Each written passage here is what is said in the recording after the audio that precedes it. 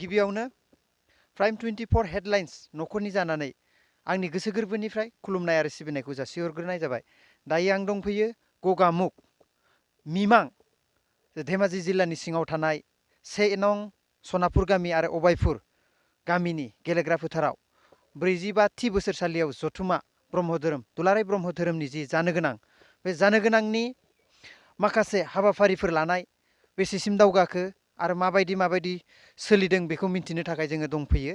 जिहेतु हाबाफारि बे लाहार फाहार लानाय बे लाहार फाहार लानायाव माबायदि बेसेबांसिम बे हाबाफारिया दावगायखो बिनि सोमोन्दै जों एसे मिन्थिना लानि बिथां।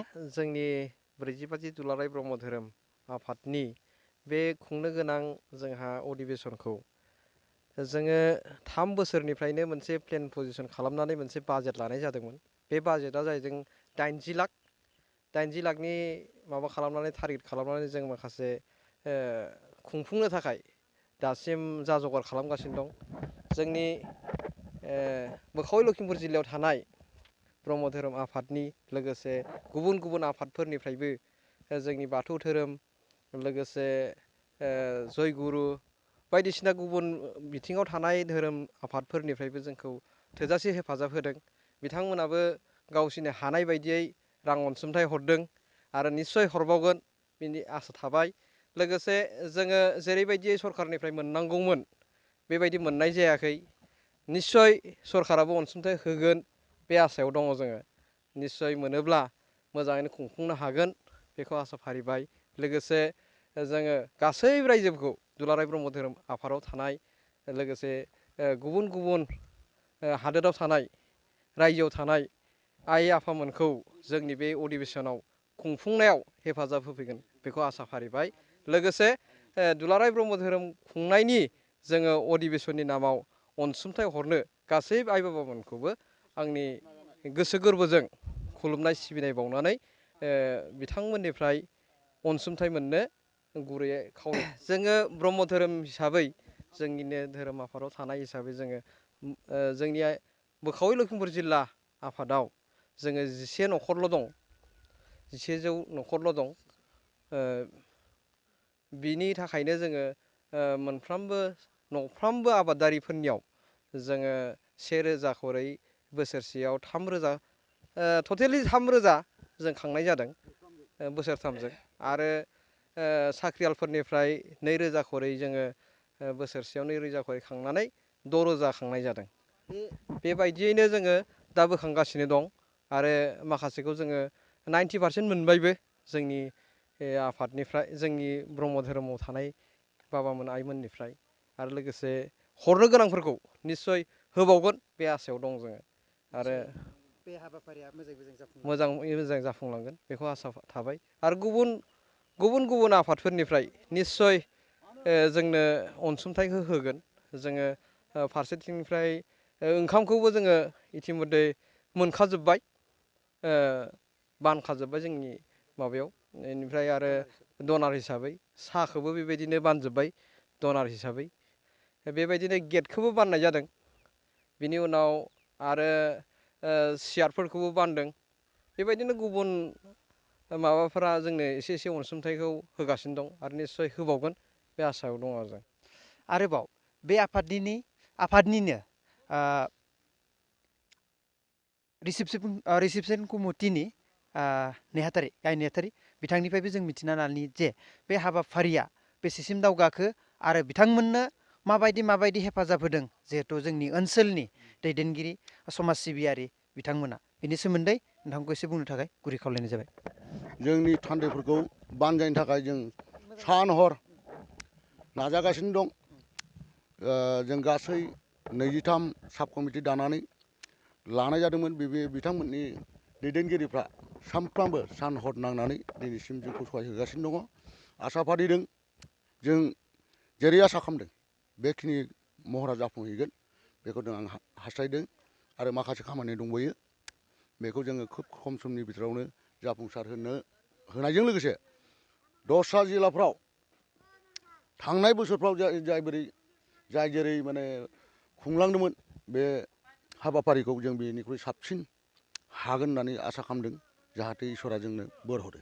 आरो बेयाव बे एसेबां गिदिर मोनसे हाबाफारि बे हाबाफारिखौ खुंनो थाखाय सोर हेफाजाब होदों आरो बिसोरखौ सहाय खालामदों? बे खोब गोजोनथावना जोंनि थाखाय जोंनि खाथियाव जायफोर दंमोन खोब थोजासे नङाबाबो जोंनिफ्राय सानैसो जोंनि आसिमाव सानजानाय फार्स्ट क्लास कन्ट्रेक्टर दंमोन बिथांमोननि मददाव जों माखासे खामानिफोरखौ आगबारायदों जों अनसुंथाइ होनना बुङोब्ला जोंनि जिहेथु आं गुबैनो मोनसे खोथाखौ बुंनांगोन जोंनि मेइन माबायानो जाबाय बे आफादखौ खुंनायनि सिन सुरुप थानो थाखाय जि बुस्थु दङ बेनो जाहैबाय सुबिनियर बेखौ जोंनिनो ओनसोलनि दा बिथांनि थागिबि जायगाया जाहैबाय सिलाफोथारनि फार्स्ट क्लास कन्ट्रेक्टर सत्य बसुमतारिया जोंनो मेगाजिननि जेसे नांगौ बे नांनायखिनि रांखौ जोंनो अनसुंथाइ होदों फारसेथिं जोंनिनो बिनि थानाय माखासे साख्रिआवला बिथांमोना सयबोथि ओंखामखौ जोंनो आगबारायदों जोंनि बिनि बिथोरावनो जोंनिनो बे बानजाय आफादनिनो एक्टिं प्रेसिडेन्ट प्रभात बसुमतारि EM मिसिं अट'नमास काउन्सिलनि बिथाङा बोथिसे सासेया जाहैबाय बे ओनसोलनिनो सासे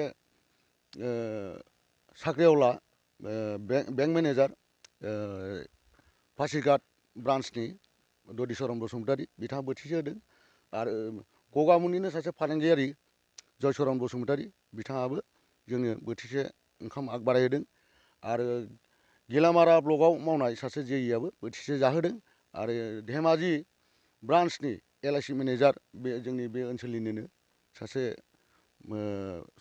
समाज सिबियारिनि फिसाला कन्टेस्वर ब्रह्म बिथाङाबो बोथिसे होदों आरो थामाव जोंहा जोंनिनो सासे अनसुंथाइ सासे दंबावो बिथाङानो जाबाय जयमल बसुमतारि बिथाङा जाहैबाय बिथाङाबो फार्स्ट क्लास कन्ट्रेक्टर सिमेन्ट सापरि गासै जोङो सय बोथिखौ मोननाय जाबाय आरो साया जिमानखिनि लोंहोनांगौ बेखौबो जों मोननाय जाबाय बेखिनियाव जोङो दा थाम थिमैनो सोलिगासिनो दङ आरो दासिम जिहेतु हाबाफारियाबो सिगांबोबाय बे सिगांबोनाय समाव नोंथाङा माबायदि रायजोफोरखौ हास्थायदों जिहेतु बे हाबाफारिखौ मोजाङै खुंफुंनो थाखाय दा खामानि मावनायाथ' जोंना गेजेरसो नांदों आरो बेखौ फोजोबनो थाखाय रायजोनिजोंनो मदद नांगोन थोजासे जथ' सम्भब बे रायजोनिफ्राय जों मोनाहसेन थानाय नङा दिनैसिम नै मागो मोनफैदों साननैनि उनाव मागो बायनाय लोगो लोगो हेफाजाब होफैनानै जाफुंसार होनो थाखाय जोंनो बोसोन हरदों आरो जों इनफरमेसन मोनलायबाय थानाय जादों जथ' सम्भब जाफुंसार होगोन बे आफादखौ दैदेननानै नोंथाङा माबायदि मोनगासिनो दासिम आं बेखौ सोंबा मोनसे खोथा बुंनो लुगैदों आं दिनैसिम 55 बोसोर जाबाय जाथि संगठन माखासे आफादफोरनि रिसेपसन कमिटियाव दायित्व लाबाय थानानै जेसेखिनि मोजां मोनदोंमोन बा गाज्रि मोनदोंमोन बिनि बेलायाव आं एबारनि बे धोरोम आफादखौ दैदेननानै साबसिन मोनदों जिहेतु आं मददखौ फारसेनिफ्रायबो मोनदों जायनाव थांदों बेनिफ्राय मदद मोनदों नेगेटिभ जेबो खौरां आं मोनाखै आरो धोरोम हिसाबै आं नैबे दिनैनि थारिखसिम जि खुंदों बेखौ आं साबसिन मोनदों आंनि गोसो गोजोनथावना मोनदों खस्थ' मोननाय बायदि मोनाखै आरो बे आफादनिनो पेन्डेल साब कमिटिनिफ्राय जों मिथिनानै लानि जे बे हाबाफारिया बेसेबांसिम दावगाखो आरो माबायदि थानाय बादाफोर बानायदों बेखौ बिथाङा निफ्राय एसे मिथिनानै लानि जों गिबियावनो प्राइम 24 हेडलाइननि जिथुनिखि रादाब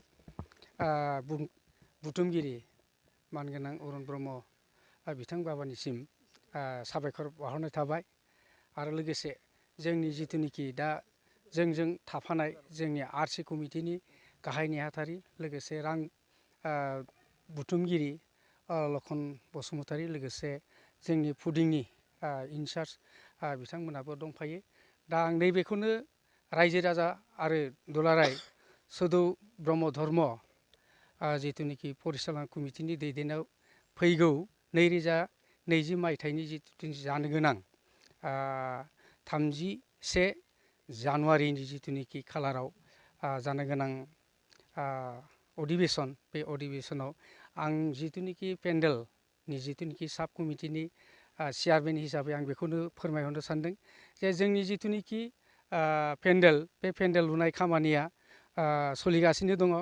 दासिमबो जों नुनाय मथे जोंनि खामानिया 100आव 70 जौखोन्दोआनो जाफ्रामबाय आरो जिथुनिखि थान्दै बिथांमोनखौ दोननो लानाय जोंनि बे आयदायै जों माने बानायदों। बे जाहैबाय गिबियावनो जोङो माने महिलाफोरखौ दोननो थाखायबो जोङो माने मोनसे बादा लुनाय जादों आरो भलन्टियारफोरखौबो दोननो थाखाय बादा लुनाय जादों आरो लोगोसे जिहेतु बेहाय इयथबो खुंफागोन होननाय खोनादों। बे इयथफोरनि थाखायबो माने आलदायै जों माने बादा खालायनाय जादों। दा मथा मथि बिथांमोना जोंनि रिपर्ट होनाय मथे बिसोरो बुंदों बिथांमोना खमावनो 4,000सो बिथांमोना माने थान्दै जोंनिसिम दैथायहरनो होननानै बुंदों। दा बिथांमोनखौ मोजाङै जेबो खस्थ' होआलासिनो जेबो दुखु जारला होआलासिनो जों गासैबो हानायमानि मोजाङै दोननो थाखाय नाजादों आरो दा बेबायदि जों धुमधाम माने प्रस्तुति खालायगासिनो दङ। दा जोङो बादा हिसाबै जोङो माने पेन्डेलनि खोलाहाथिं बानायनाय जादों। बे पेन्डेलनि जिथुनि खोला थानाय जिथुनिखि थान्दै बादा बै थान्दै बादायाव माने गोबाङैनो जों माने बानायनाय जाबाय। दा बेबो फ्राय माने आवगायजोब्बाय। 4,000 थान्दैयै हाबफुंनायनि थाखाय बादाया जाखाबाय आरो जों इतिमध्य जों बानायजोबनाय जाबाय। मात्र गोजौआव जों माने त्रिपाल खोंनोल' दंसै। बेनिफ्राय बायदिसिना थानायफोरनि थाखाय जिगाब जि एसे मादों जों बेखौबो जों माने रोगानानै दोनखाजोबनाय जाबाय। अलरेडि जोंनियाव माने थान्दैफोरखौ दोननो हानाय केपासिटिया जाबाय।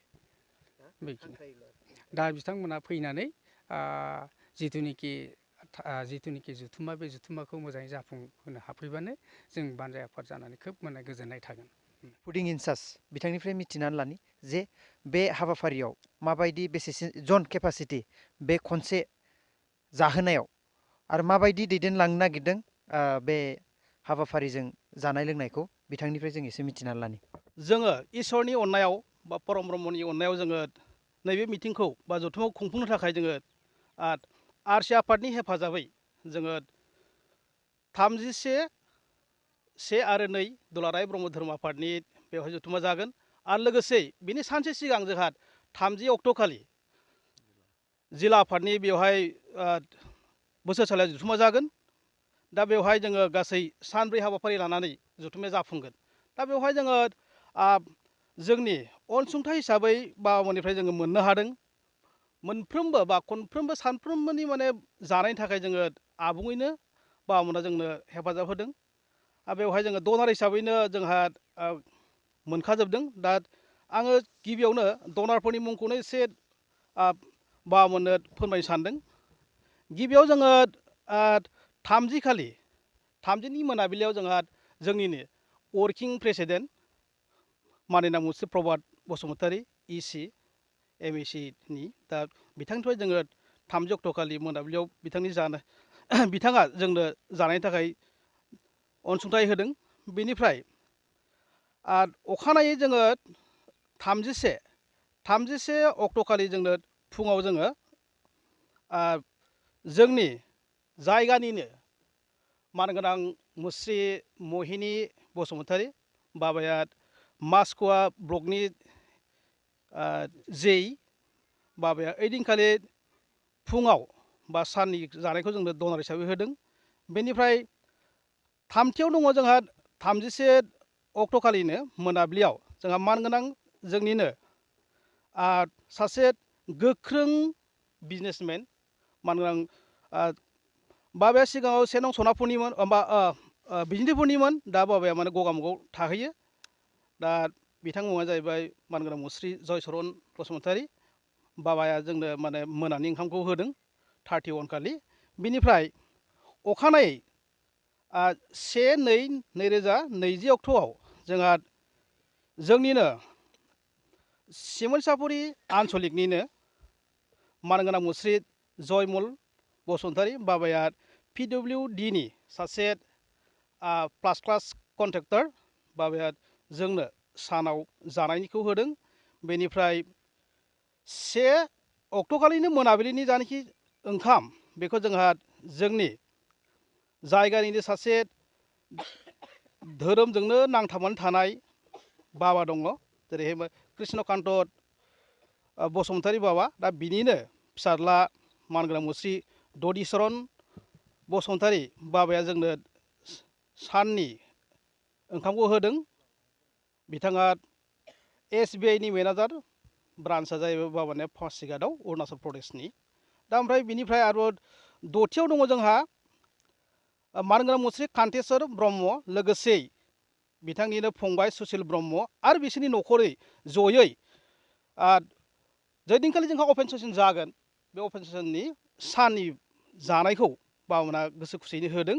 बेखिनिया बेनिफ्राय स्निथियाव दं जोंहा जोबखालि 2 थारिखखालि जोंनिया जथुम्माया जोबलांगोन। दा बे जोबनायनि मोनाबिलियाव जोंनि आरसिनिफ्रायनो जानायखौ जोङो जगार खालामना होनाय जादों। बेखिनियानो गासै फ्राय जोङो बाबामोननिफ्राय जोंनि माबाया बोथिसेयाव जोंनो जोंनि बाजेट बायदि आरसिया जि बाजेट खालामनाय बे जाहैबाय 1,48,740 रां जादों। गासै फ्राय माने 10 लाखनि बाजेट जादों ओंखामनि थाखाय आरो बेयो आरो। बेनिफ्राय जोङो नैथियाव जोङो रेजें जानायनि थाखाय मोनदों। आङो गिबियाव जाय बाबामोनहानिखि होदों बिथांमोननि मुंखौ बुंनो सानबाय। गिबियावनो जोंहा 31/1/2020 फुंनि साहा हिसाबै जोंहा मानगोनां जोंनिनो बोखावै लखिमपुर जिल्ला ब्रह्म धोरोम आफादनि प्रसार संसदनि कनभेनर बिथां गलाब चन्द्र बसुमतारीनि आइ मुस्रिमाद सामिलि बसुमतारीया फुंनि साहाखौ होदों। बेनिफ्राय गामिया बिथांनिया 1 नं धर्मपुर बरदलै आन्सलिकनिनो।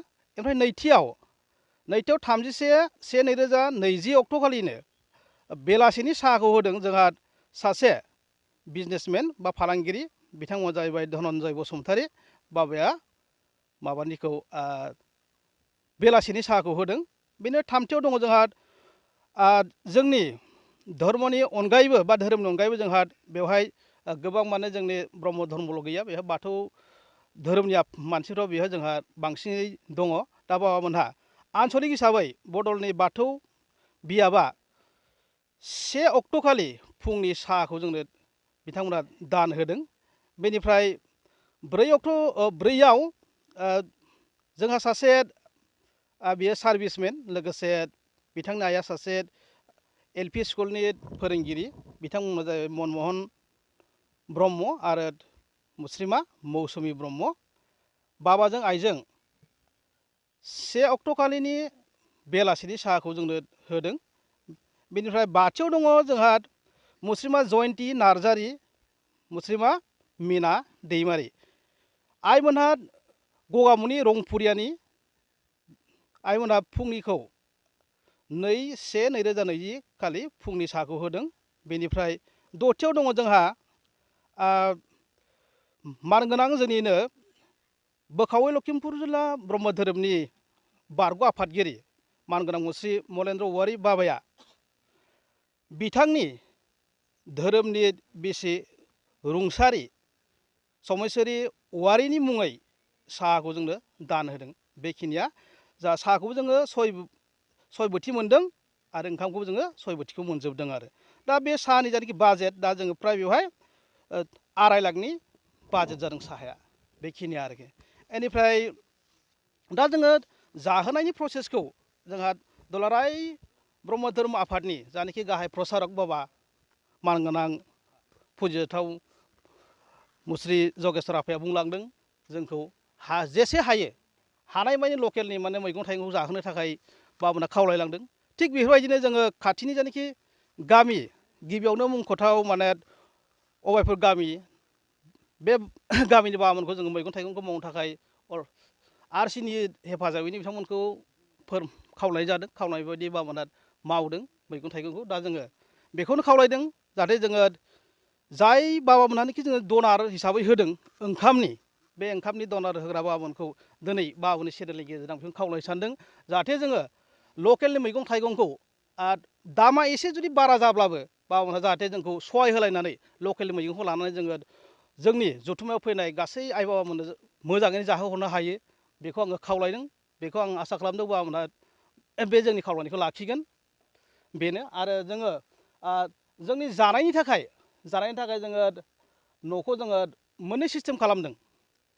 मोननै सिस्टेमा जाबाय खथानै मोनसे जों माने जोङो फ्राय जोंना माने गोलावा जादों जोंना 150 फुट आरो गुवारा 120 फुट खरै जों गासै मोनब्रै माने माबा खालामदों बेहाय फारसेथिं जोङो जेब्लानाखि जाहोनाय जागोन अब्ला फारसेथिं जों ब्लक खालामनांगोन बन्द' खालामथेनानै बेनिफ्राय बेखौ जाखांनाय लोगो लोगो जोङो नेक्स्ट खुलिगोन थिग बेबायदि जोङो सिस्टेमेटिक खालामनो सानदों आरोखि दा बेनिफ्राय जोंहा अलरेडि माने ओंखाम संनायनि जानाखि माबा संग्रा बे संग्रा माबाखौ जों अलरेडि माने रायलायनानै जोङो एग्रिमेन्ट खालामनाय जाबाय दा जोङो सानदों बेवहाय जोङो जथुम्मायाव नुजाफैनाय गासै आय'वामोनहा जाहाथे मोजां देहा लानानै नुजाफैनानै मोजां देहा लानानै गिदिंलांफिननो हायो बेखौनो आं अबं गसाइनि खाथियाव आर'ज गाबबाय लोगोसे जाहाथे बयबो लैहोर लैहोर फैनानै जोंनि नैबे 45थि बोसोरसालिया दुलाराय ब्रह्म धोरोम आफादनि जायनाखि जथुम्मा बेखौ गाब गोनां खालामफैगोन बेखौ आसा खालामनानै जोबनायाव पुर्न ब्रह्म जौथि स्वरुपनि मुं लानानै दिनैनि बाबामोननि जायनाखि चेनेलनि गेजेरजों फोरमायनाय आं बेखिनियावनो बुंनानै फोजोबबाय। गोजोननाय थाबाय बिथांमोना फैबाय थानाय 45थि बोसोरसालियाव जथुम्मा बे ब्रह्म धोरोम दुलाराय ब्रह्म धोरोमनि जि हाबाफारि बे हाबाफारिया मोजां मोजां जाफुंलांगोन होननानै बिथांमोना आसा खालामदों जोंबो गोजोननाय मोनदों दि दिनैनि बे हाबाफारियाव बाहागो लानानै बिथांमोननि जिहेतु साननाय बे हाबाफारिखौ जों मोजाङै मोजां बयनिसिमबो दैथायहरनो हागोन गोदान बोसोरनि बयनिसिमबो प्राइम 24 हेडलाइननि न'खरनि जानानै रोजा रोजा साबायखर थाबाय आरो खुलुमनायखौ जासिहरनाय थाबाय गोजोन्थों।